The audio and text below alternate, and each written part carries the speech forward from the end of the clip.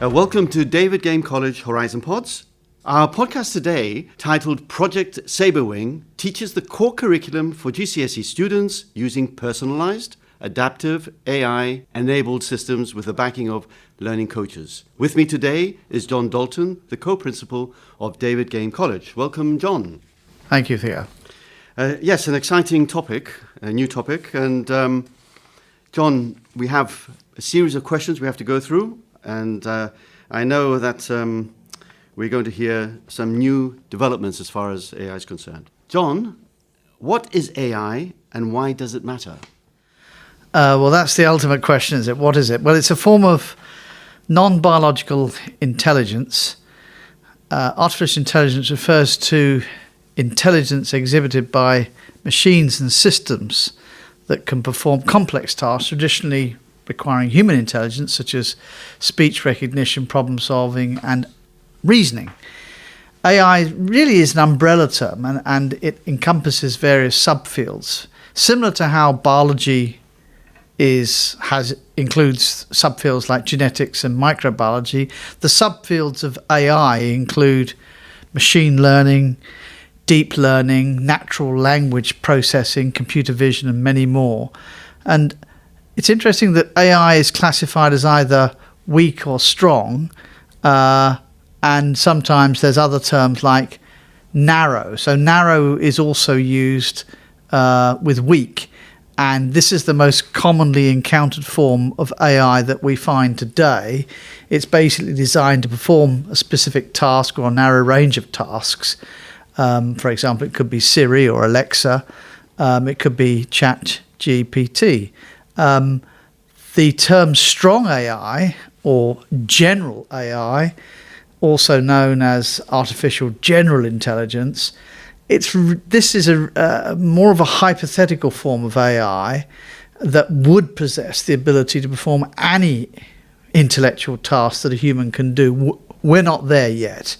And there is another phrase which comes up a lot in the literature, singularity. It refers to a hypothetical future point, and I'm sure it will come, where AI becomes so advanced that it surpasses human intelligence, potentially leading to profound and unpredictable changes in society. And at this stage, AI systems would be so sophisticated that their operations and decision-making processes could become, frankly, incomprehensible to humans. Right. Well, I'd also add that AI is about two fundamental things. It's about algorithms and neural networks. They're fundamental components of AI, each playing a distinct yet interconnected roles. Those who do mathematics, they'll know that algorithms are sort of step-by-step procedures or formulas for solving problems and making decisions. And in the context of AI, they provide the framework and rules that guide machines in processing data, learning from it. And then you have this fascinating concept of neural networks, very similar to this model on the brain, sort of subset of machine learning algorithms inspired by the human brain structure and function. And they consist of interconnected nodes, actually, they're called neurons, organized into layers. And these neural networks are particularly powerful for tasks involving pattern recognition and complex data representations. And algorithms and neural networks work together to enhance the function of AI. Why is this significant? We all know it's significant. To put it simply, AI is the most profound and transformative technology in human history. It's more important than fire, reading, writing, printing, anything like that. Its unparalleled potential to revolutionize every aspect of human life and industry is incredible in such a short space of time. Unlike any earlier innovations, AI basically integrates and advances across all domains of human life, healthcare, education, every aspect. It can improve all aspects of our life. It will bring about automation and efficiency. It has a ubiquitous influence, and it has the ability to transform the workplace, medicine, science, space exploration, and it may even solve the deep mysteries of our, like the origin of life. Absolutely. And of course, it may have massive sort of psychological impacts on people as well. Well, I have plenty of questions that can be asked, but let's stick to the fundamentals now, and let's get a clearer understanding. So now we want to explore AI in a little more detail, and we want to look at the neural networks, and what are they?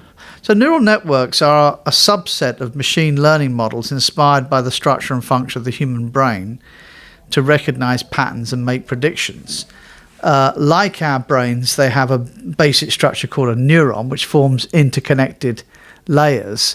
And these neural networks are just so complex that people in AI don't even really know what's going on inside of them. Well, my. So, we've talked about what AI is, but a lot of parents and a lot of students and just the general public will want to know, what are the negatives or the main issues with AI? Well, everyone has probably heard that AI can undergo hallucinations or confabulations. They make up or get information wrong, or they invent information. I've certainly seen that in some of the answers I've got.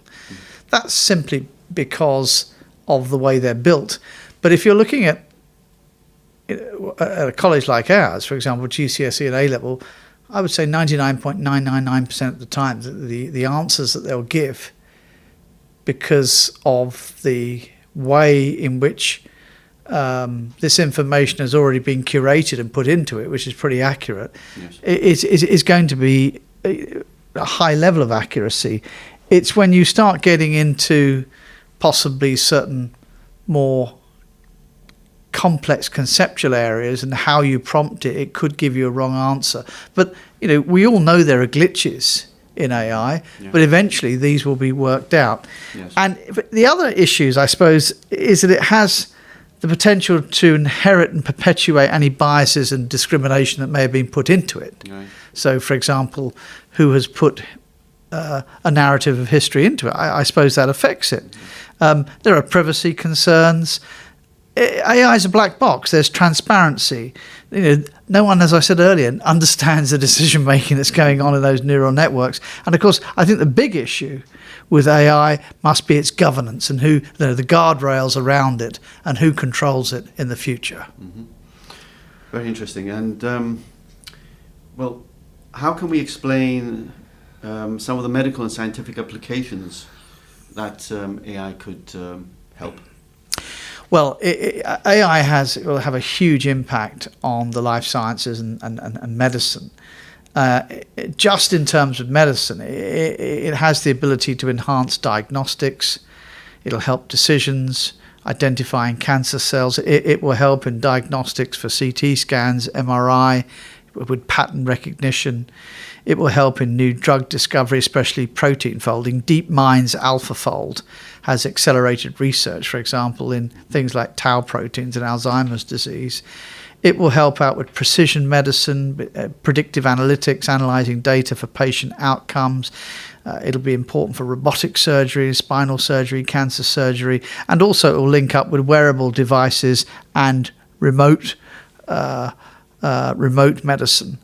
So that your watch can signal that sadly you're about to have a heart attack or something like that, and artificial intelligence can help in that. But there are wider scientific applications. AI certainly can help out in climate modelling and hopefully helping us understand biodiversity loss, space science, data analysis.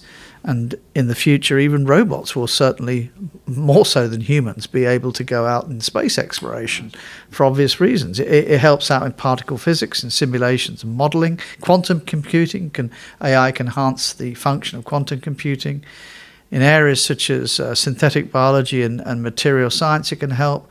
It can help with resource identification, the geological sciences, and in chemistry, it can significantly help in things like molecular design and spectroscopy. Excellent.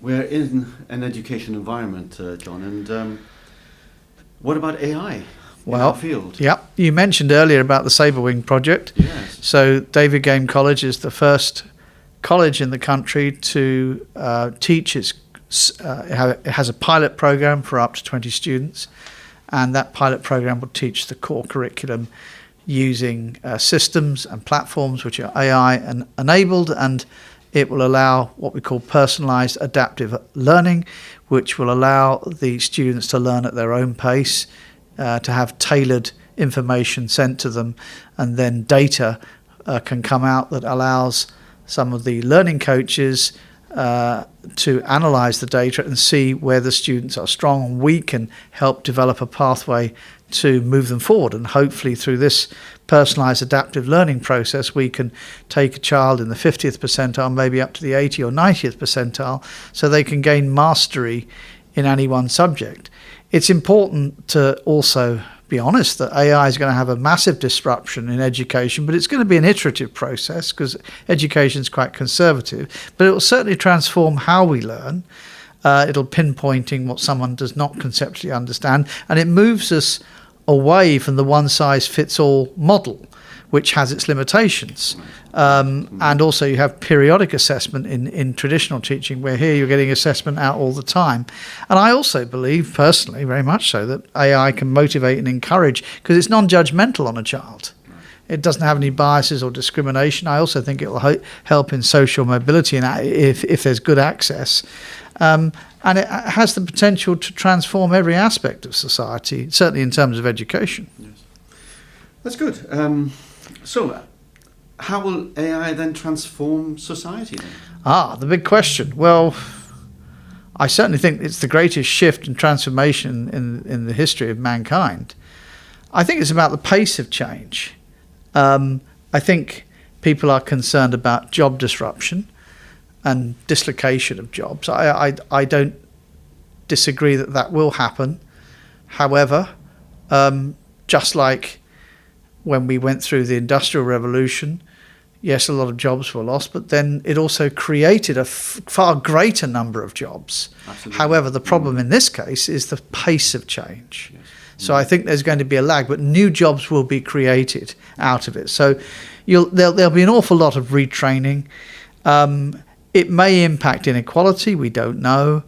I think there may be a big impact on religious belief through AI. Indeed, AI itself may become a form of religion, I don't know. Certainly, it will get rid of mundane tasks and routine tasks. It will bring about the automation of routine tasks. And I hope that it will have a massive impact on mental health. Because although AI cannot be empathetic, it doesn't have human qualities, I still think it's important to have access to something that can help you 24 hours a day. And, when you talk to AI, yes, you're not talking to a human being, but sometimes some of the comments you get from it are actually very, very positive and very encouraging. And yes, you can't substitute a human being when it comes down to mental health. Mm-hmm. But AI will grow and grow and grow in its ability. But it will certainly change every aspect of society. There's absolutely no doubt about that. Well, I'm coming to my final question, John, and this is an interesting one. And do you hold dystopian or utopian views of this technology? Oh, damn, you're going to ask me that question. You sneaked that one in. Well, you say dystopian and utopian. Well, I think the fairest way to answer that is to answer both. Right. So I think dystopian, it may lead to inequality in terms of technocrats and non-technocrats.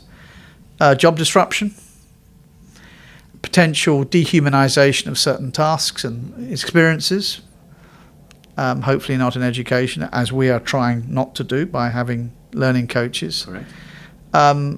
It may make mental health worse in some aspects. It could have a dystopian negative effect in terms of loss of hope, in terms of religion and meaning, because you're creating an intelligence far greater than a human being. So for the first time, what makes us special is our intelligence. Yeah. We are now developing a non-biological intelligence which has the potential to be far more intelligent than the average human being. that raises some interesting philosophical and religious issues. I think there's issues with misinformation, disinformation, deep fakes. It could be a big challenge to democracy. Facial recognition, security control could be a problem. And you could also have its unethical use in many areas, uncontrolled warfare. So those are just some of the dystopian things I can think of. But then let's think of the utopian. Transform healthcare and science, make everyone's life better. Technological improvements, learning and education. We could, for the first time in our history, ensure that everyone learns and masters topics, irrespective of where they come from or their socio-economic position. I think that's incredible. Social mobility is a fundamental issue. We'll have more free time. Hopefully it will help with our mental health. It could reduce crime. It could create new types of crime, of course. It could help reduce and solve eventually climate change problems. It could help the demographic time bomb facing the world. It could help with our loss of species. And if wouldn't it be great in a few years' time, if maybe 10 or 15 or 20 years' time, if AI comes up with solutions to how life started on Earth? Oh, well, that's another podcast, John. Right, we're coming to the end of this very interesting podcast, and we focused on the David Game project, Saberwing.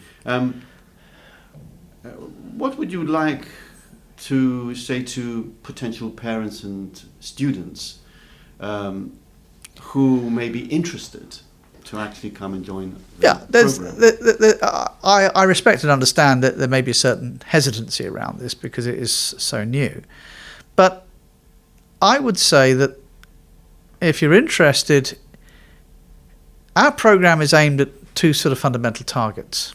It's aimed at those who are extremely talented and bored and are finding that their existing education environment, these are gifted and able students who just want to learn faster. And I've heard many stories, interviewed many kids who said, I was bored in the maths class, because other kids were, who were just through no fault of their own, just didn't get it, and they were holding the others back. And you do get students like that who just want to excel. So the artificial intelligence program that we run at Saberwing in David Game College certainly helps those sorts of kids because they can learn mastery very quickly. Yes.